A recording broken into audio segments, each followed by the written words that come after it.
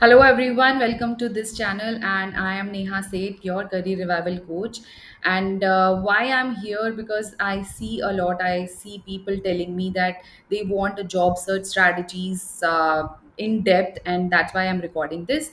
And why I'm recording this, why I'm a career revival coach, because I especially work with only those who have a career gap because I relate to that pain point. And I'm on a mission to help the professionals who have got a career gap or who has been laid off.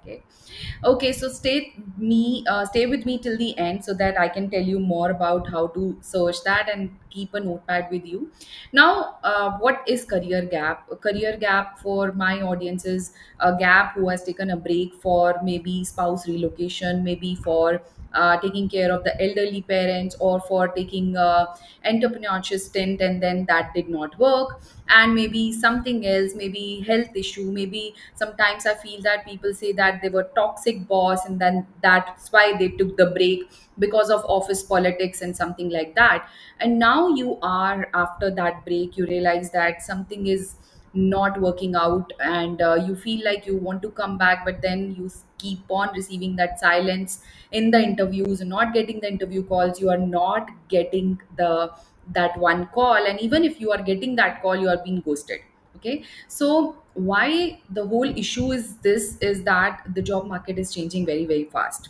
Okay, and AI has come up, so many AI tools have come up, and recently I attended this Gen AI workshop by Web of Cincinnati, Outskill, and I realized that I used to only work on ChatGPT while there are so many tools out there, Claude and OpenAI, so many tools, and then Notebook LM. And that's how I realized that the skills, the demands are absolutely shifting. And basis that WEF report, which talks about more skill based hiring nowadays. Okay, because people or the hiring managers are looking forward for people who are very much analytical thinking, those who ensure that they are adaptable, those who are actually learning every now and then on the data skills, on AI skills, and absolutely these skills are rising. But why I say so, because these skills are going to make you the top notch candidate if you uplearn or if you keep on learning new skills. Okay, so the first thing, let's move ahead to the job search strategies. The number one thing I say that the important thing is bringing the clarity on your role. So if you are bringing clarity on what you really want in your role and what you are passionate about, that role is to be emphasized or expanded as per the WEF report, or maybe you can do the upskilling in that.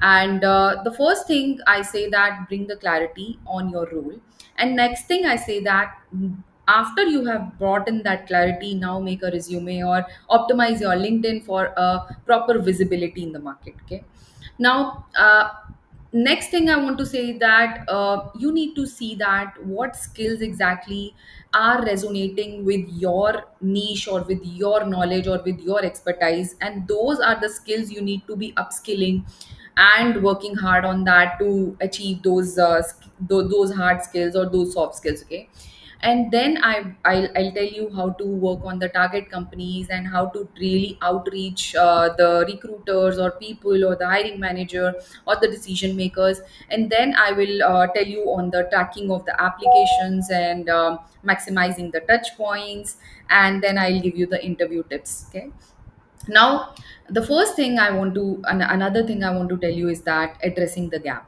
Okay, so honestly, I come across a lot of people, they say that they are hiding the gap, but strategically, rather than hiding the gap, you should be explaining it, because recruiters are not going to guess what you did during that time. So let them do not raise any question on our gap. Instead of hiding that, you should be mentioning that in your career comeback statement, in your professional summary, and also at LinkedIn, and also when you are speaking briefly about your interview during the interview calls. Okay, so do not hide it. Maybe you have taken a break, explain it, why you took that break, what you did during that time. Maybe you were taking care of your elderly parents, you were learning, you were doing that freelancing projects, and maybe any personal reason.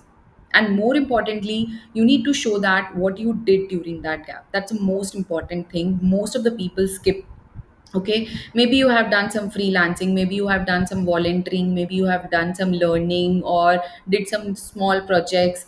And even if you have not done anything, you are a mom and you have just taken care of your children or kids, and you have a nuclear family. So in that case, your transferable skills there are leadership skills or resilience or patience. You have learned that. Those are the soft skills you have learned that. And now today, within 2 days, you can easily learn on LinkedIn Learning. There are so many free platforms online where you can show that you were active and you were learning something.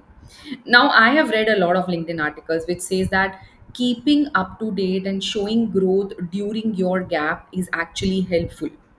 Okay. Now, I want to tell you another thing is that resume. So, resume should be made very strategically in terms of why I say so, because many of the people I meet, they say that they have got their resume made from Naukri or from any other place, but it is an art and you should be learning that. For that matter, you should be using the right kind of template, because if you're not using the right kind of template, you are not accepting, the recruiters are not seeing you. So if you're not getting the calls, the first thing, the foundation thing is resume. So resume should have cover the keywords of the your role and also the JD. And not only that, it doesn't mean that you should be overstuffing the keywords within your resume. Now, ATS accepts the resume which is very clean and text based. Many people, they get it very fancy templates from Canva and other places. Do not use that, and use a purely chronological order and emphasize on more what you bring to the table. Okay, and talking about what you did, and not only that, in your, even if you did something in your previous roles, should not be listing more of your duties. It should be more of your achievements. And why I say so, because the hiring managers and everybody who's looking at your resume, they want to see how you will be impacting that business and what you value you bring to the table. So from that perspective, make a resume. And in fact, you can visualize your future self and then make a resume in that matter. Okay, so the keywords and the ATS friendly resume, which is not so much of tables, and there should be no career objective in that, because career objective has been outdated, tables have been outdated. So use the keywords from the JD, and many companies are now using ATS software to really scan and filter the candidates. और अगर आपका resume is not actually having all the relevant keywords, it might not be filtered out, and the hiring manager is not going to call you.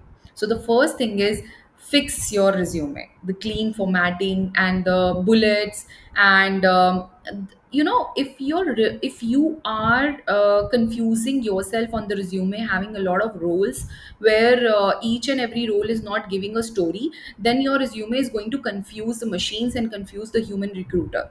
Okay, so make sure that your resume is giving a complete clarity on what were you doing in your previous roles, what kind of achievements you have done, how you have impacted the business, and then it is talking about the how you are going to impact the business. And it's clearly telling your the mix of your hard skills and soft skills in the area of expertise. Okay, now, most importantly, make a proper heading, and your accomplishments should be measurable. Metrics are very, very important. If it is possible, please mention your metrics. Now, coming to LinkedIn profile. Ensure that your LinkedIn profile is complete and it is not just a copy paste of your resume, because it's generally do not is not advisable to have a copy paste resume of LinkedIn. LinkedIn is something which is something you can mention in depth. In resumes, the maximum length can be 2 pages, right? So in LinkedIn, you can write whatever you cannot write in your resume. Okay, the headline should be very, very optimized, and the summary about section should be telling a story about you. Even for that matter, I tell my career gappers that please mention about your challenges you have come across during your gap, because people love stories. People love stories. You should be mentioning those stories, because facts tell, stories sell. So you are absolutely selling yourself, right? So the experience and the skills and absolutely everything should be optimized. And also many people ignore the professional picture of your LinkedIn, so that has to be made in such a way that it is looking professional. And if it is not looking professional, it should be clear from this to shoulders, okay? And about section should tell your story. So what exactly you learned during your gap, and I was telling about your career comeback statement, should be there in your about section.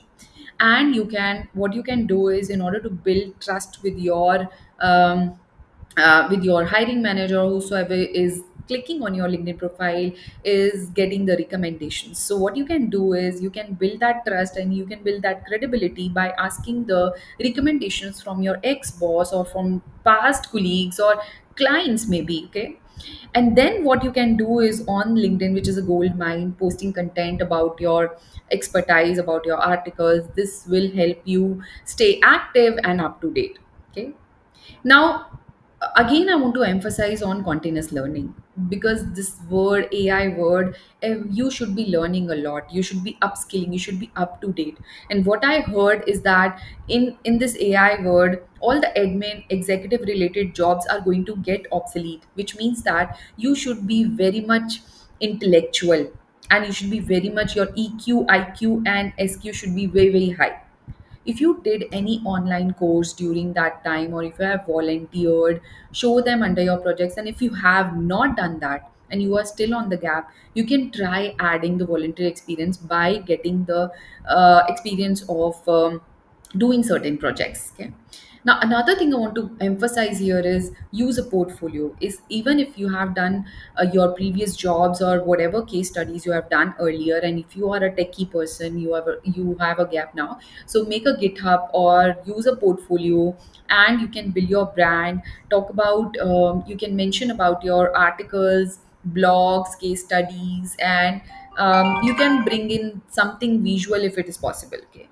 And now I want to tell you is that you need to upskill on what to learn and how to learn. And that is what I majorly tell about, that you learn a lot and you hear a lot from outside, from people around you, that you do this skill or you do this course and all that stuff.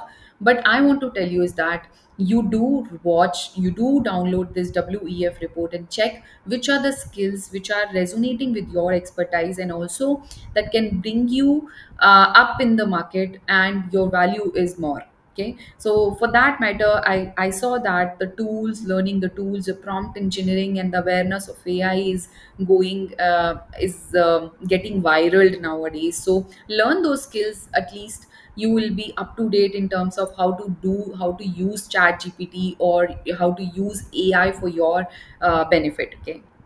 Now, if you are keen, then there is talking about the data analytics or data literacy. You can be how you can be able to interpret the data and the tools to make decisions, okay? Now, another thing, the soft skills are very, very in demand and very much valued. If your communication is not proper, if you're not showing that you are collaborating with the teams, and you don't have those leadership skills, or you don't know how to manage the team, or you don't know how to really work in the teams, and your EQ is very low, then you are outdated. So work on your soft skills as well. They are absolutely valued, and those are the main thing as well. Those are more valued even than the hard skills. Of course you need hard skills, right? So that's what you should be working ahead. Then I would suggest you to how to do the online courses. You can put a prompt on chat or any other AI tool for that matter. You can put your resume, your old resume, and just give the prompt that, chat, I am give me research some skills, hard skills I should be learning as per the WEF report and as per the AI evolving market, so that I stay relevant in next 10 years or 5 years or 15 years. So it will give you certain idea on which skills you should be learning for. And you can also give a prompt that, give me some free or low cost learning links, or then once you learn those skills, you can go pro bono and volunteer for that. That will give you a start, okay? So another thing, add a lot of LinkedIn groups, communicate, build relationships. So another I want to highlight is that do the right kind of networking on LinkedIn. And by networking, I do not mean to say that you should be doing that, that give me a job. So do not do that. Build the relationship, appreciate people, and for that matter, read that book of Dale Carnegie, How to Make Friends. So from that book, you will get to know how exactly the networking should be done. Okay. And now I want to tell you is that how to identify what roles you really want. And for that matter, I say that go to the role you first. We have already clarified the role which we really want, right? So now what you have to do is you have to pull out 10 15 companies, dream companies you really want to work with, and see what kind of job posting they have posted, and make a skill map. Okay. And what skills are repeatedly asked in the JD. Now, if you see those skills repeatedly being asked, you can work on those skills as well to learn those skills. Okay, so focus especially on how to bridge that gap of your career gap, because you need to show that you have kept pace with the changes, the new tools, and the best practices. And of course, the target company approach is very beneficial for that matter when you are making a list of some companies based on, yeah, the location, because many of the people say me that I need work from home. Okay, so you need to decide on the geography, on the location, and also on the industries for that matter. And also you need to research on the company, because you are working, you are going to work for one third of your life. So if you're that company has not having a great culture, you won't be able to work there for a longer time. And that's how you can escape that toxic culture in that matter. Because once you research about the company and their culture from Glassdoor, and there are other websites, and not only that, you can use any of the AI tools to research about what reviews people have posted there, to check that whether you are a good fit for that company or not.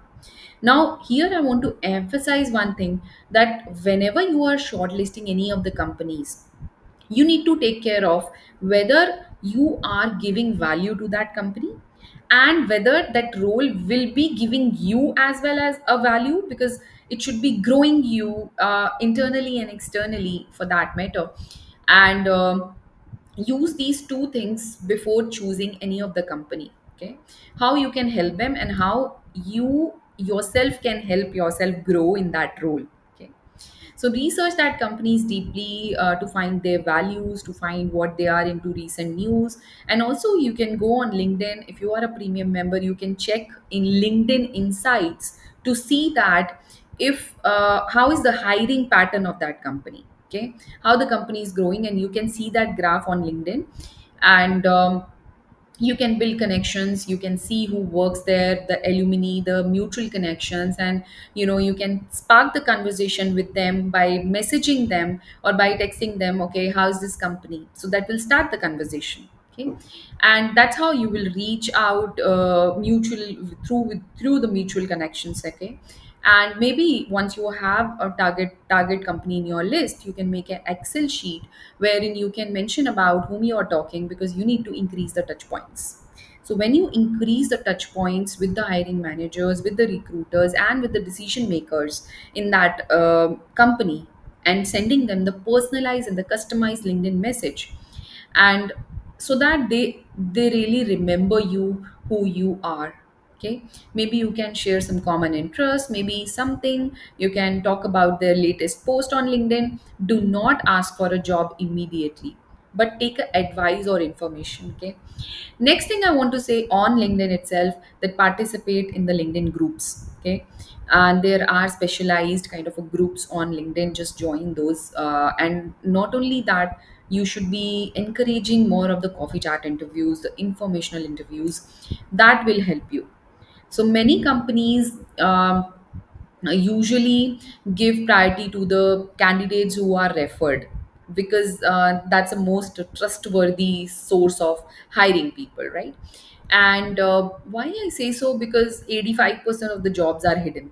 Okay, now once you have made that Excel sheet, you need to track the applications, increase the touch points, and follow up regularly. And that, for that matter, I am not saying that following up every day, you can make an Excel sheet and follow up every 7 days, and that's how you will build a nice network. And not only that, you will start remembering, because people don't remember that, right? So like, you can mention in your Excel sheet about the company, the role, and the date applied, and the source, and contact person, and the follow up date, and the status. Okay, so that will help you. And instead of applying on Naukri, you should be applying more on the company pages.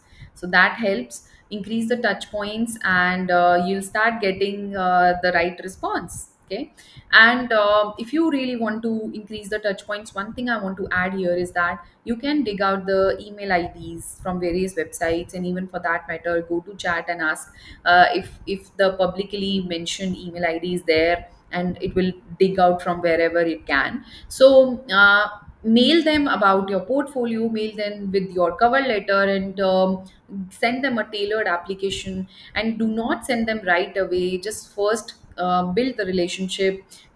Ask them if they really need your kind of a talent in their organization or not.